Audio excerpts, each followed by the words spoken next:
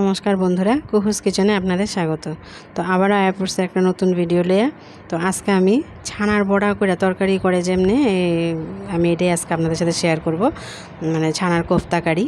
তো আজকে এটার লাগবো আমার কিছু মশলা। তো এটার মধ্যে আমি জিরা, ধনিয়া, লঙ্কার গুঁড়া, একটু কাজু, আদা সব এক লগে বাইটে লইছি মশলাটার মধ্যে।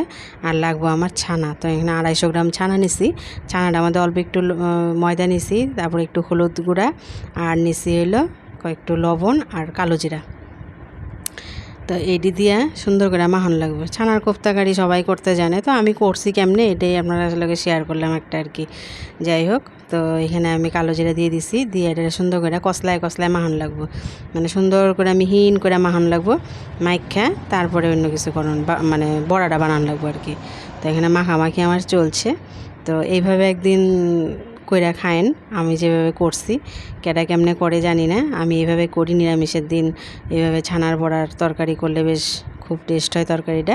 তো এইভাবে সুন্দর করে এই যে মাইখা লইছি, তো নরম কইরা এই যে সুন্দর মসৃণ হয়ে গেছে, একদম সুন্দর নরম হয়ে গেছে গা। তো এই যে গোল গোল সন্দেশের মতন বানাই লইছি। সন্দেশের মতন আগে সবটি বানাই নেওয়ার লাগবো। যদি কড়াই বয়ে বানান যায় তাহলে এটা একটা পুড়ে যাবো, একটা হয়ে যাবো। এলাকা সব একবারে বানাই লইছি। বানাই লইয়া তারপরে কড়াইয়ে তেল গরম হয়েছে, তারপরে একটা একটা ছাইরা সুন্দর করে লাল করে ভাজা লইছি। তো যে তেলটা ভাজবো এই তেলটা ফালাইতাম না, এই তেলটার মধ্যে আর একটু তেল দিয়া তারপরে একটু ঘি দিছি। এটার মধ্যে ঘি আর একটু তেল আর তারপর জিরা তেজপাতা ফোড়ন দিয়া তারপরে যে বাটা মশলাটা দিয়ে দিছি, যে মশলাটা বাইটে রাখছিলাম এই মশলাটা বাইটে দিয়ে দিছি। তারপরে দিয়ে দিলাম লবণ, হলুদ, সব গুঁড়া মশলাটুক লবণ হলুদ দিয়ে। আর আগের থেকে আলুটা ভাজিয়ে রাখছিলাম, আর ভাজাভাজিটা দেখাইছি না। তো আগেতে আলু পটল দিয়ে করব তরকারিটা, তো পটলও আগের থেকেই ভাজিয়ে রাখছি। তো এই আলু দিয়ে ভালো মতো কষাইয়া তারপরে যে পটলটি দিয়ে দিচ্ছি। পটলটি আগে দেওয়া যেত না, আগে দিলে গলে যাবো গা, বিসি বুসি সব বাইরে যাবো পটলের ভিতরের। তো এর লেগে অল্প একটু কষানি হইলে পরে আলুটা, তারপরে পটলটা দেওয়ান লাগবো। তো পটলটা দিয়ে আমি আর একটু লাড়াচাড়া করবাম। লাড়াচাড়া হয়ে গেছে, ভাজা কষানি হয়ে গেছে, যে তেলটা বাইরে গেছে গা। তারপরে এই যে ছোট্ট করে যদি হাজার মশলা দিতেছে, এটা হলো মশলা, কী কয় না, পনির বাটার মশলা। তো এই মশলাটা দিয়ে একটুখানি কষায় টসে তারপর যে যেমন ঝোল খাইব তেমন ঝোল দিয়া এটার একটু ফুটানি লাগবো। যে আলুটা ভাইজা রাখছি সম্পূর্ণটা সিদ্ধ হয়েছে না, তো এটা জলের মধ্যে দিয়া ফুটান লাগবো। ফুটাই আলুটা সিদ্ধ হয়ে যাবে। আগে বড়াটি দেওয়া যেত না, বড়াটি দিলেই যাবো গা, ভাঙ্গা যাবো আর সরাই যাবো গা। তো বড়াটা পরে দিম। তো যাই হোক, এই যে উতাল উঠতেছে, আমার আলুটা সিদ্ধ হোক আস্তে আস্তে। পরে দিয়ে দিছি গরম মশলা, আস্তে কষানির মধ্যে গরম মশলা দিছি না, বুঝলে গেছিলাম গা।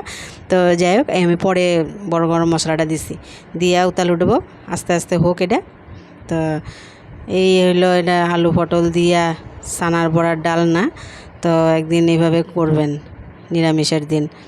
আমিষভাবেও খাওয়ান যায়, তো নিরামিষটাই বেশি স্বাদ লাগে আর কি। বাঙালি মানুষ তো, নিরামিষের দিন ছানার বড়া, পনিরের তরকারি এরকম একটা করলে ভাতের মধ্যে, তাহলে নিরামিষের দিন ভাতটা আর কি খাওয়ান যায় আর কি ভাই। যাই হোক, এই যে আমার হয়ে গেল পটলের ডালনা, পটল আলু দিয়া ছানার ডালনা। তো যাই হোক, এভাবে আমি করছি, কইরা আপনাদের সাথে শেয়ার করলাম। উতাল উঠতেছে, বেশি উতাল উঠান লাগতো না, একটুখানি উতাল উঠাইলে হয়ে যায়।